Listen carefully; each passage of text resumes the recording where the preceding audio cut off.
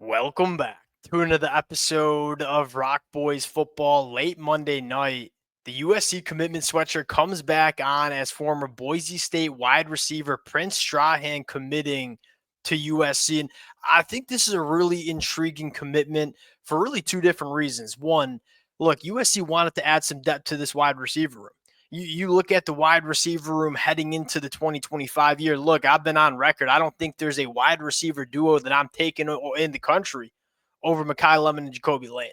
Like you got your guys going into 2025, but outside of those two, it's not that it's not talented. It's just a little bit thin, right? You have Xavier Jordan going into year two, very bullish on what he can be as a second-year player. You have Jay Fair, who transferred in from Auburn last year, who is a really solid wide receiver. Outside of those four wide receivers we just talked about, it sounded like it was going to be a lot of early enrollee true freshmen that USC was going to be running with in spring practice. Not only do you address depth in the wide receiver room with a guy like Prince, you're also introducing a unique wide receiver that has a lot of upside going into his last 2 years of college eligibility. Number one, you can't teach 6'5", 215 pounds. You take a look at some of his film from Boise State. He is still trying to learn how to use that big physical frame. Number two, normally we don't talk about untapped upside for guys who are entering their last couple of years of college football. The conversation is a little bit different with Prince because you look at Prince. I mean, he just started playing football in 2020. He grew up in the Bahamas, was displaced and had to go to South Florida after a hurricane, and then started picking up the sport of football. And so, yeah, he's a quote unquote veteran wide receiver who's been around college football for the last 3 years. But I mean, this is a guy that is still learning the sport, and there might be some untapped potential that you haven't necessarily seen with this kid. That's what intrigues me the most is, yeah, you're adding a depth piece in this wide receiver room at the very least, but you might be introducing this unique talent that certainly can do some things and provide some value for USC over the next 2 years.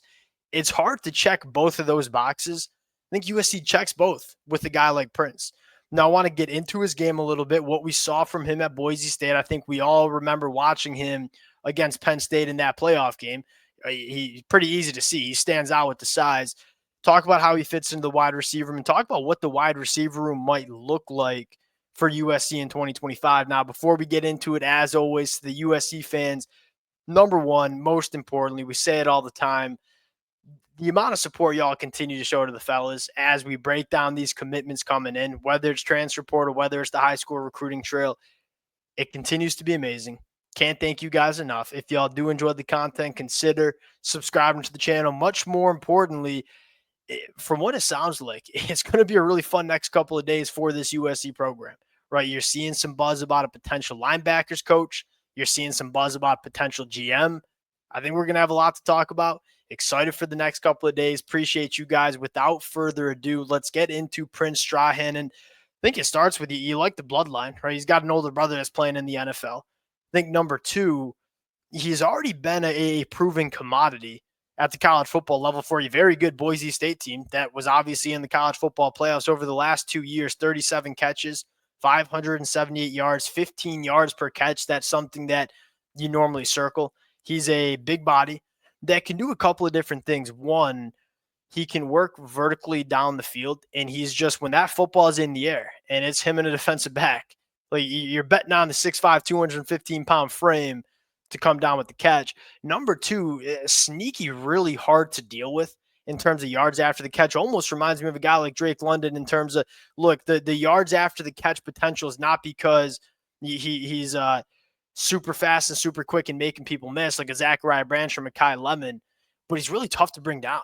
And you remember Drake London just being an animal and these smaller defensive backs just not being able to bring him to the ground. That's kind of the yards after the catch that Prince brings to USC. And then outside of that, red zone. But we talk about it all the time. It's one thing to move the football. It's another thing to go put up 6-7 points when you get inside the 20. When those throwing windows start to get a little bit smaller and the space on the field gets a little bit condensed, it's hard to operate. When you want to score touchdowns in the red zone, especially throwing the football, you want big bodies that can go up and make plays. Now USC's got two of them with Jacoby Lane and Prince. And I think blocking on the perimeter is the second thing. Now, I think there's some room for growth in terms of this kid blocking on the perimeter, which I think will happen as he continues to get better as an all-around football player. Again, this is a guy that's new to football, but at 6'5", 215, look, we all know USC likes to go to some of that quick game.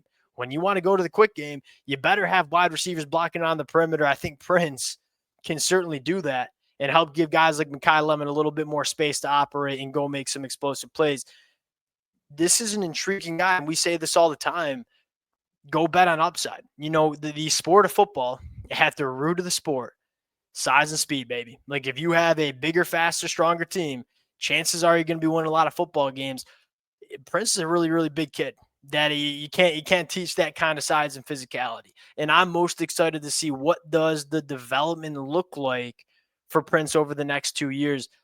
Kind of something that we don't talk enough about is that USC wide receivers get better when they go to USC. I mean, you take a look at guys like Jacoby Lane, Mekhi Lemon, but also kind of the last couple of years in terms of development at the wide receiver position. USC's done that. And so what can they do with a kid like Prince?